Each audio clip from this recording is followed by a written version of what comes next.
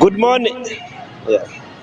Good morning mukulu Senkubuge ne Jennifer mubale kuba nti mukedde n'abalabi baffe mwenna abaso TV mubale kubanga mukeredde so TV mu Bukisu region tukedde naye ate yonga bulijjo enkuba esizo ndooza yeeno era yeyongedde okubanga nnyingi ne kumakya kwa leero mu bitundu by'Ebusiiwu mu Mbale district n'okutuukira ddala ndooza paka Tororo enkuba ekedde kutonnya.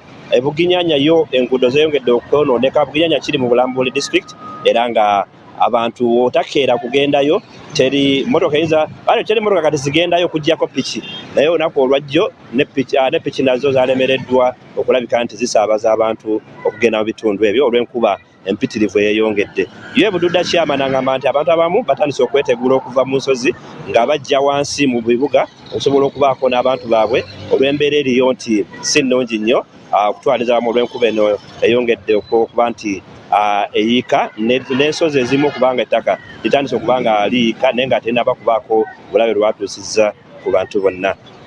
Mukulu Senkubuge awo ng'avuddewo mu ddwaliro ery'e Pallisa, mukulu atwala ebyobulamu mu disitulikiti eno DHO omukulu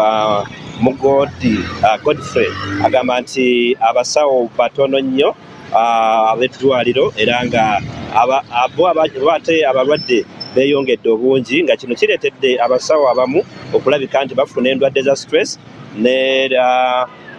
n'okubaleka nti tebakyeyagalira ku mirimu gyabwe olw'okuba nti bakola nnyo ng'ate okuwummula kutono nnyo.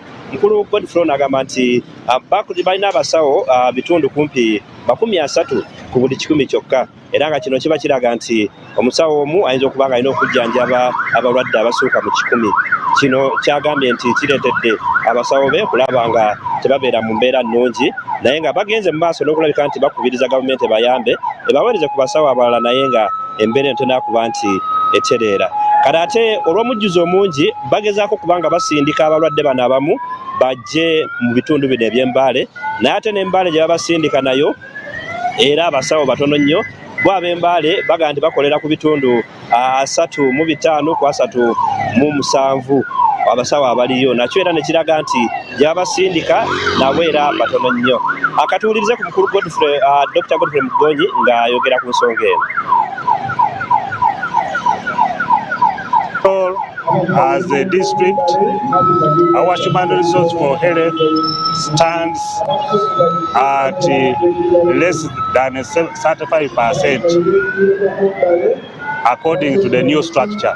So, against the new structure, we only stand at 35%. And with this staffing, you expect that it cannot meet the health needs of the population.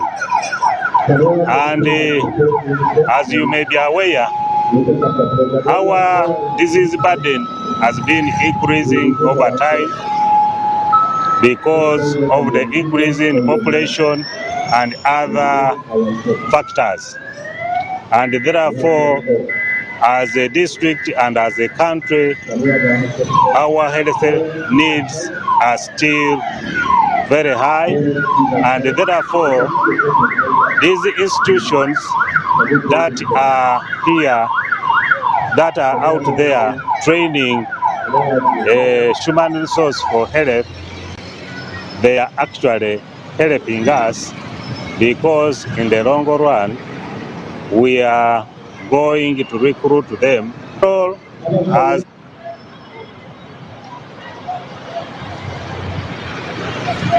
Okay, oyo ye DHO oba atwala ebyobulamu disitulikiti ey'e Pallisa gaga nti endwadde naddala ez'omusujja n'endwadde endala zeeyongera ddala mu bitundu bino naye ate abasawo abalina okuba nga bazikolako batono nnyo. Kyasaba gavumenti eveeyo erabike nga ebataasa ku mbeera eno. Obugombe obadde owulira obwo bwe bumu ku babadde ba ambulance ndowooza nga ziyitawo naye ng'ate n'abakungu President Museveni ne ttiimu abamu baasuze wano mu Government Lodge era nga ababadde bayitawo nga baba nti baddayo, so temwekanga nnyo nti waliwo obuzibu, embeera nterenkevu.